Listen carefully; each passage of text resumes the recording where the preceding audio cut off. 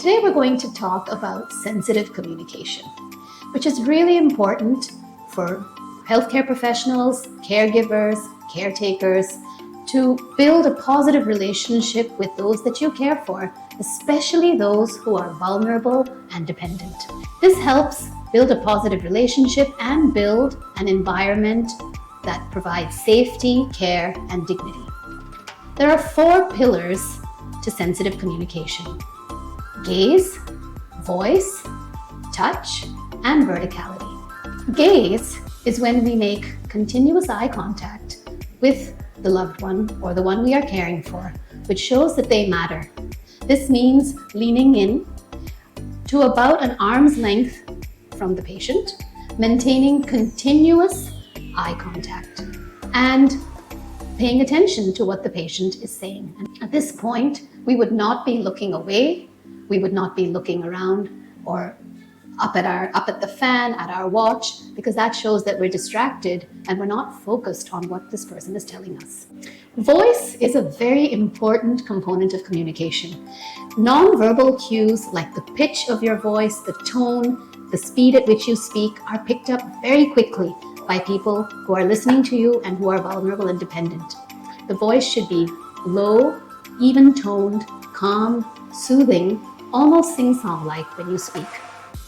Remember, when you're feeling stressed out or burnt out, chances are that your pitch might be higher, your tone might be a little stern, and the speed at which you speak might be faster, and these are picked up as cues by your loved one that you might be facing some kind of burnout. At times like this, it is important to step away and give yourself some self-care and process your feelings and then get back into the role of caregiving. Touch is something that has to be comfortable and not awkward for both you and the one being cared for. Remember to keep in mind cultural sensitivities, but generally speaking, placing your hand on the back of the hand of the other person or on the knee or the shoulder can be very reassuring and comforting for that person. For some very senior people, even stroking the forehead can be very calming.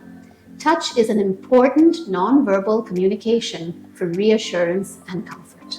Verticality basically means having the person in an upright position to the extent that this is possible. Remember that a patient is in a very vulnerable position, and when they are lying down and we talk down to them, it's a very disempowering feeling.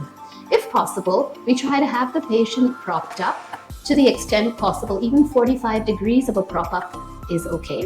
If the patient can be sitting in a chair, we try to move them to the chair and speak to them while they're in their chair or wheelchair.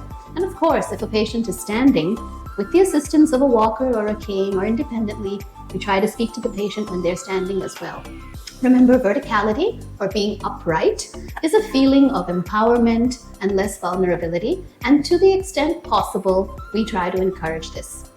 If required, we lean in to speak to the patient, or we pull up a chair and sit down at the bedside of the patient to try to reduce the gradient between the standing caregiver and the lying down patient. We hope that this video has helped you. If you have any more questions or clarifications, or you just need a helping hand, reach out to one of the team at Sukun Nilaya Palliative Care Center. Stay safe and stay healthy.